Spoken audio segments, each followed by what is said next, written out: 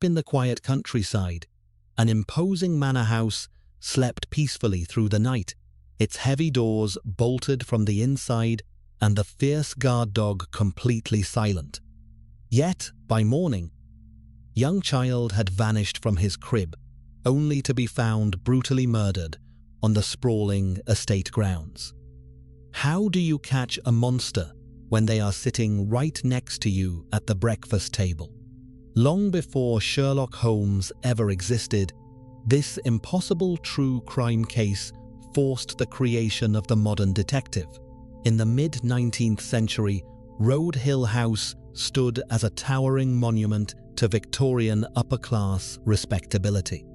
Tucked away in the quiet, pastoral landscape of Wiltshire, England, the three-story Georgian manor was entirely self-contained. It sat behind high brick walls and heavy iron gates, surrounded by carefully manicured lawns, thick shrubbery, and carriage drives. To the outside world, and to anyone passing by its formidable perimeter, it was the absolute picture of refined, wealthy domesticity. At the head of this sprawling estate was Mr. Samuel Kent. He was a wealthy, uncompromising man who held a prestigious government position as a sub-inspector of factories. Samuel ruled his home with the exact same strict, authoritarian grip he applied to the industrial mills he oversaw.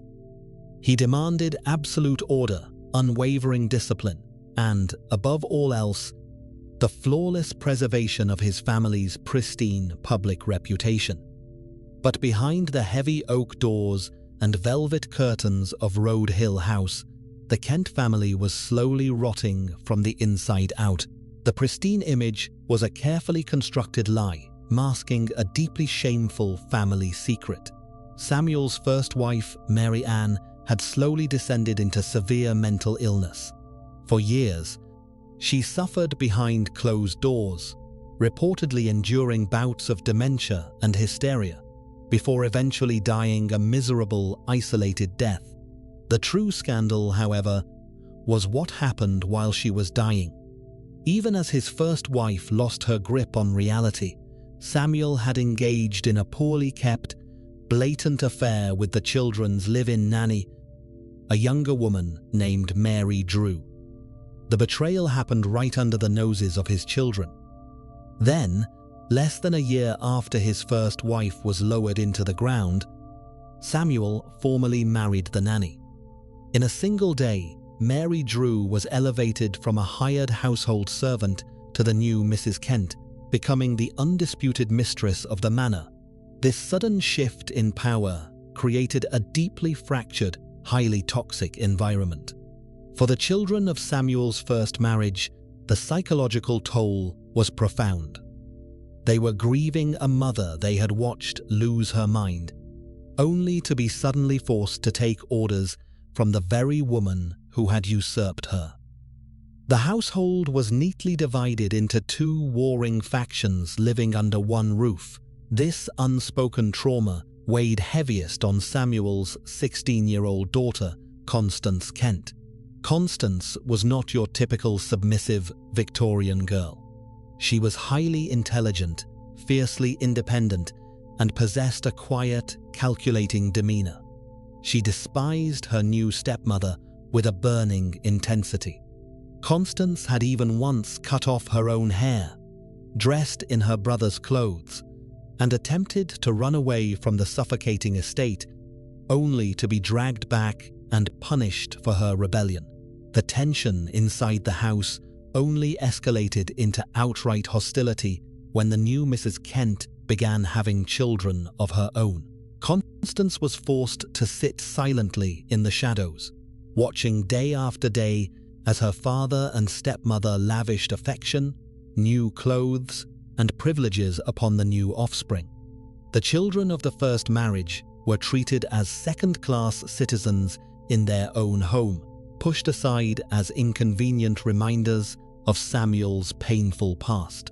The new crown jewel of the family was a beautiful, deeply favored little boy named Francis Saville Kent. Every time the stepmother doted on little Francis, It was a fresh insult to the memory of Constance's biological mother, trapped in a rigid, unforgiving society that demanded absolute obedience and silence from young women. She internalized her fury.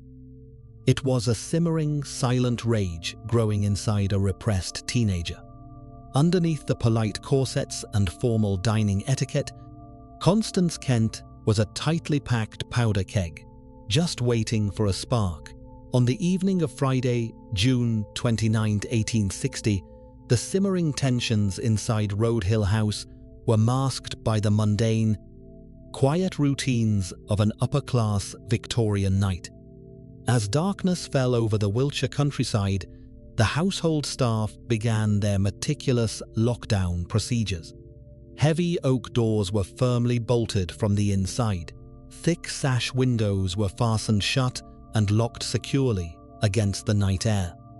By midnight, the oil lamps were extinguished, and the 12 residents of the sprawling manor, including Mr. Kent, his wife, the children, and the servants, had retired to their respective beds.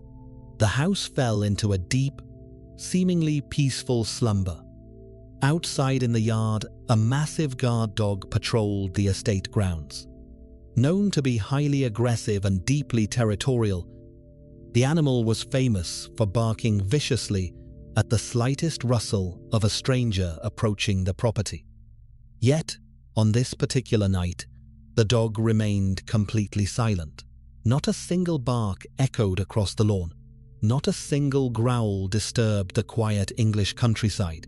Whatever or whoever moved through the darkened hallways of Road Hill House that night was someone the dog knew intimately. The illusion of peace was shattered at exactly 5:00 a.m. on the morning of June 30. Elizabeth Goff, the family's live-in nursemaid, slowly woke up in the nursery she shared with the younger children. Through the dim morning light, she glanced over at the small wooden cot belonging to 3-year-old Francis Saville Kent.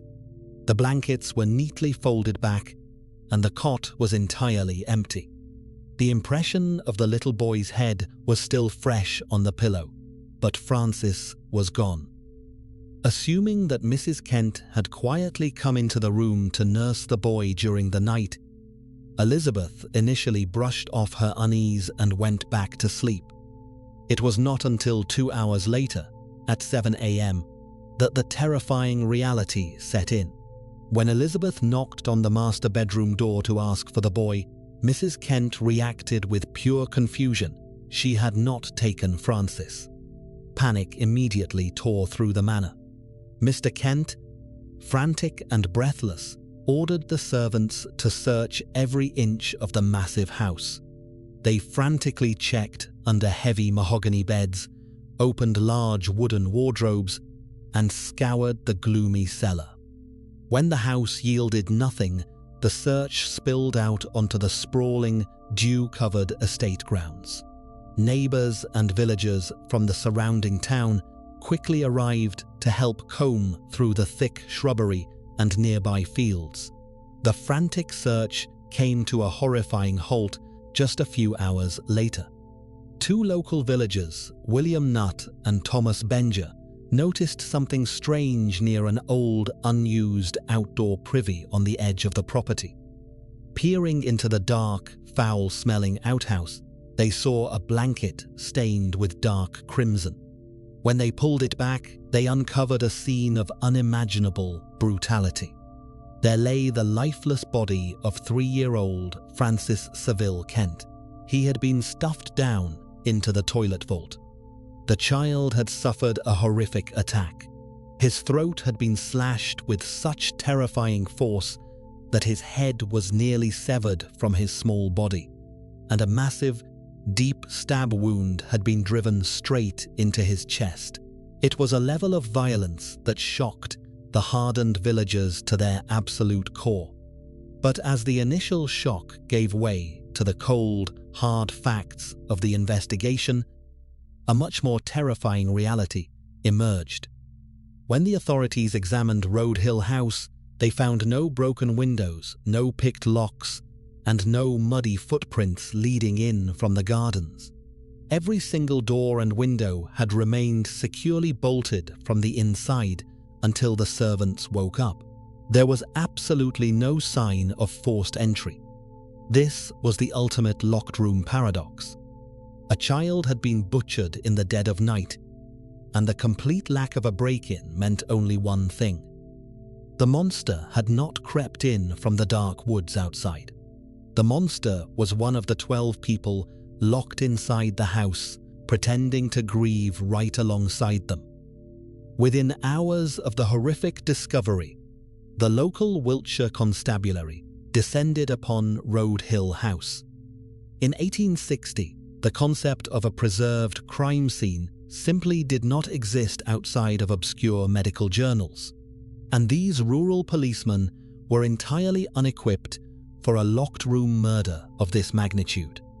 They were honest, well-meaning men whose daily duties usually involved breaking up tavern brawls, catching local poachers, or recovering stolen livestock. Faced with a brutally murdered child on the manicured grounds of a wealthy estate, they were hopelessly out of their depth. The destruction of critical evidence began almost immediately. Rather than cordoning off the area around the outdoor privy, a swarm of uniformed officers, curious villagers, and estate workers trampled heavily across the blood-stained grass, utterly obliterating any footprints the killer might have left behind in the damp morning earth. The bloody blanket used to wrap the boy was carelessly handled and moved from its original position without any documentation. Worst of all, the local authorities completely failed to secure the manor itself. Family members and servants were allowed to wander freely from room to room, washing their hands, changing their clothes, and scrubbing the floors. Whatever microscopic clues the murderer had left in the darkened hallways were quickly swept away by the routine morning chores. This sheer forensic incompetence was compounded by a massive, invisible wall that stood directly between the police and the truth: the rigid Victorian class system. The local police superintendent and his men were working class, while Mr. Samuel Kent was a wealthy, highly influential government official. In the 19th century, a working-class policeman simply did not aggressively interrogate a prominent gentleman in his own parlour. The authorities were visibly terrified of offending the grieving family.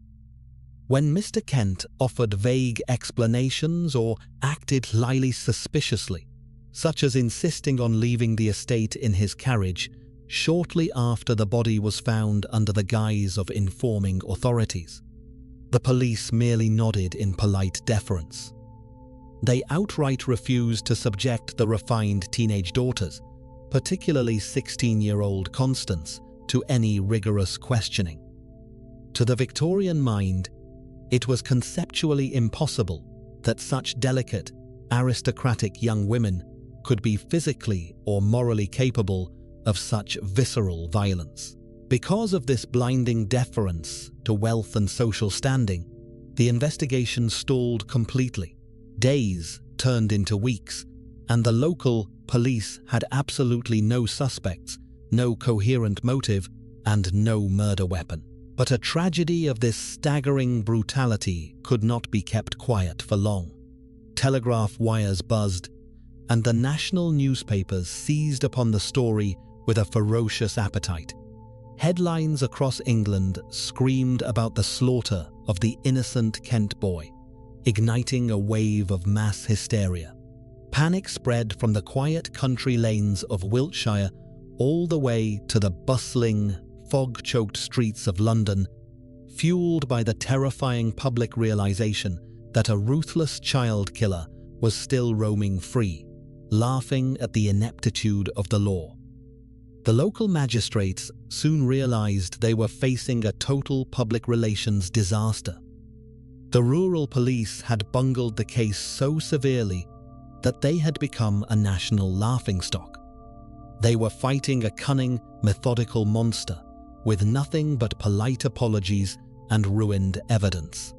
If they were ever going to penetrate the locked doors and dark psychological secrets of Road Hill House, they needed a completely new kind of lawman.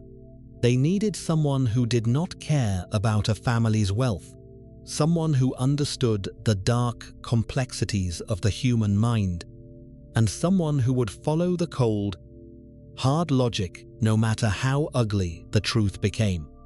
They needed Scotland Yard when the local magistrates finally admitted defeat, and the national outcry reached a fever pitch. The British Home Office took unprecedented action. On July 15, 1860, they dispatched Inspector Jonathan Jack Witcher from the murky streets of London to the quiet fields of Wiltshire. Witcher was not just a standard policeman, he was a genuine pioneer. He was one of the original 8 members of Scotland Yard's newly formed detective branch. In an era where law enforcement still relied heavily on catching criminals red-handed or beating confessions out of obvious suspects, Witcher represented a terrifying new breed of investigator. He did not simply search for stolen goods or obvious murder weapons. Instead, Witcher employed revolutionary, practically unheard-of methods. He used early forms of psychological profiling, meticulously studying human behavior and the unspoken dynamics of a household. He applied pure, cold deductive logic to reconstruct a crime scene in his mind, stripping away the aristocratic social standing of the suspects to examine their hidden, darkest motives. Decades before Arthur Conan Doyle ever put a pen to paper, Jack Witcher was already the living, breathing prototype for the brilliant investigator pop culture would later idolize. Upon arriving at Road Hill House, Witcher took one look at the locked windows, the unbothered guard dog, and the untouched perimeter walls, and immediately dismissed the local theory of an outside intruder. He knew, with chilling certainty, that the killer was currently sleeping under Samuel Kent's roof. As Witcher systematically interviewed the 12 residents of the manor, he looked right past their performative grief. When he sat down with 16-year-old Constance Kent, the victim's half-sister, he noticed something deeply unsettling. While the rest of the house was consumed by tears and hysteria, Constance was perfectly composed. She answered his probing questions with a polite, flat detachment that sent a chill down the detective's spine. Her unnerving calmness, coupled with her well-known resentment toward her stepmother, painted a massive psychological target on her back. But Witcher needed tangible proof, and the local police had already allowed the physical crime scene to be thoroughly scrubbed away. So, the seasoned Scotland Yard detective turned his attention away from the blood-stained privy and focused instead on the mundane domestic routines of the Victorian household. He asked to see the family's laundry book. In a manor of that size, laundry was a rigid weekly institution, meticulously recorded. Scanning the handwritten ledger detailing the clothes collected on the Monday following the murder, Witcher found a glaring discrepancy. The record showed that 3 of Constance's nightgowns were given to the laundress, but the laundress swore she had only received 2. One of Constance Kent's nightgowns was missing. For Witcher, this single piece of missing clothing was the ultimate smoking gun. The murder of little Francis had been an incredibly violent, visceral affair. Whoever slashed the boy's throat would have been absolutely soaked in arterial blood. Witcher's logic was razor sharp. He deduced that Constance had crept from her bedroom wearing that specific nightgown, committed the gruesome slaughter in the dark, and then secretly washed the garment in her basin to remove the worst of the stains. realizing the remaining traces of human blood would eventually be discovered by the police or the eagle-eyed household staff, she had either burned the nightgown in her fireplace or successfully smuggled it out of the house entirely. Armed with this brilliant, entirely deductive theory, Witcher made a move that shocked the British establishment to its core. Relying purely on circumstantial logic and his terrifyingly accurate read of a teenager's toxic psychology, he officially arrested 16-year-old Constance Kent for the brutal murder of her half-brother. He had no murder weapon, no eyewitnesses, and no physical blood evidence, only a missing nightgown and a motive built on deep-seated family hatred. It was a massive, unprecedented gamble for Scotland Yard, and as the public caught wind of his accusation, it was about to backfire in the most spectacular way imaginable. When Inspector Jack Witcher officially placed handcuffs on 16-year-old Constance Kent, he did not just arrest a suspect. He effectively declared war on the entire Victorian class system. The public explosion was immediate and absolutely deafening. In the 1860s, British society was governed by rigid, unwritten rules of morality and social standing. The very idea that a refined, well-educated young lady from a wealthy family could violently slaughter her own baby brother was conceptually unthinkable. The national media relentlessly attacked Witcher. Major newspapers painted him not as a brilliant investigator, but as a bumbling, working-class thug. They accused him of aggressively harassing a noble family to cover up his own incompetence. He was publicly vilified for daring to look past the aristocratic veneer of Road Hill House. Despite his brilliant deductive reasoning, Witcher faced an insurmountable legal hurdle. He had absolutely no physical evidence. His entire case rested heavily on the missing nightgown. However, no matter how thoroughly the police scoured the sprawling estate, the blood-stained garment was never found. Without a murder weapon, eyewitnesses, or the crucial bloody dress to present to a jury, the local magistrates were forced to intervene. Facing immense pressure from the outraged public and the wealthy elite, they quickly threw the case out of court. Constance Kent was unconditionally released. She walked out of the courthouse to the roaring cheers of a deeply sympathetic crowd. The young woman was widely celebrated as a tragic, innocent victim of severe police overreach. She was viewed as a delicate girl who survived a family tragedy only to be bullied by a desperate detective. The fallout from the botched arrest completely destroyed Witcher's career. Stripped of his authority and humiliated on a national scale, he returned to London in absolute disgrace. The man who pioneered the psychological methods of modern detective work was suddenly the laughingstock of the entire country. The stress and public humiliation took a severe toll on his health. Unable to shake the bitter sting of the Road Hill House disaster, the once legendary investigator soon retired early from the police force. His brilliant reputation was left completely shattered in the Wiltshire dirt. It appeared that the Road Hill House murderer had committed the perfect crime, and Jack Witcher would go down in history as a failure. But guilt is a poison that takes its time. 5 long years passed. By 1865, the horrific tragedy at Road Hill House had slowly faded from the front pages of the national newspapers, turning into a grim but distant memory.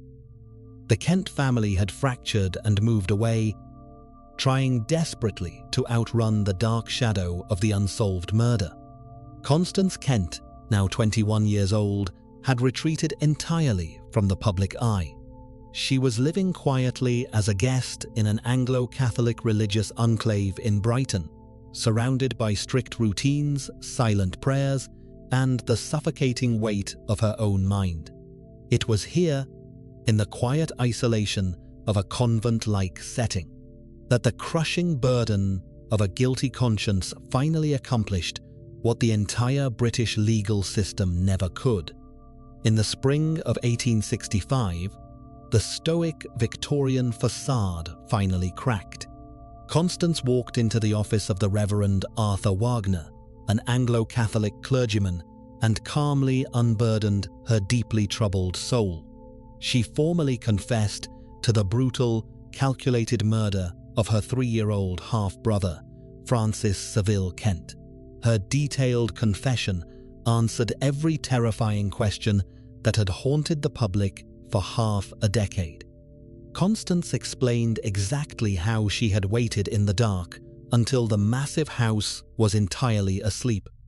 She silently slipped into the nursery, carefully lifted the heavy, sleeping toddler from his warm cot, and carried him out into the cold night air toward the outdoor privy. She admitted that the murder was not a sudden burst of temporary madness, but a deeply calculated, ultimate act of revenge against her despised stepmother. She wanted to strike at the very thing the new Mrs. Kent loved most in the world. And then, Constance provided the most staggering detail of all. She confirmed that the disgraced Inspector Jack Reacher had been absolutely 100% correct. She had worn that specific, missing nightgown to shield her clothes from the massive arterial spray, hastily washed the blood out in her bedroom basin, and later secretly burned the garment to ash in her fireplace before the police could ever find it. The news of the confession hit the British press like a shockwave. The public, who had once fiercely defended her as a fragile aristocratic victim, was utterly horrified by the cold-blooded reality of her crimes. In July 1865, Constance Kent stood trial at the Salisbury Assizes. In a courtroom packed with stunned spectators and ravenous journalists, the young woman refused to offer a defense. She simply pleaded guilty. The presiding judge, donning the traditional black cap, wept as he sentenced the 21-year-old to death by hanging. Yet she would never see the gallows. The sheer unprecedented nature of the case reached the highest levels of the British monarchy. Deeply moved by her youth, the toxic family trauma she had endured, and the fact that she had voluntarily turned herself in, Queen Victoria officially commuted the death sentence to life in penal servitude. Constance Kent was quietly shipped away to a bleak prison cell, and the shattered reputation of Jack Reacher was finally, undeniably vindicated. He had been right from the very beginning. The Roadhill House murder did more than just shock Victorian society. It birthed an entirely new cultural phenomenon. The terrifying concept of a brilliant, outsider detective arriving at an isolated country manor to solve an inside job completely captivated the world. In 1868, heavily inspired by Jack Reacher's real-life investigation and the infamous missing nightgown, writer Wilkie Collins published The Moonstone. It is widely celebrated today as the very first modern English detective novel. The DNA of this horrific true crime case lives on. Every time you read an Agatha Christie novel, watch a Sherlock Holmes movie, or try to untangle a classic locked room mystery, you are witnessing the lingering ghost of Inspector Jack Reacher and the dark, bloody tragedy of Constance Kent. But even after her formal confession, some historians still wonder, did the 16-year-old girl really act alone, or was she covering for someone else inside that toxic house? What do you think? Let me know your theories in the comments below. If you enjoyed this dive into the dark origins of detective fiction, please like this video and subscribe for more historical true crime.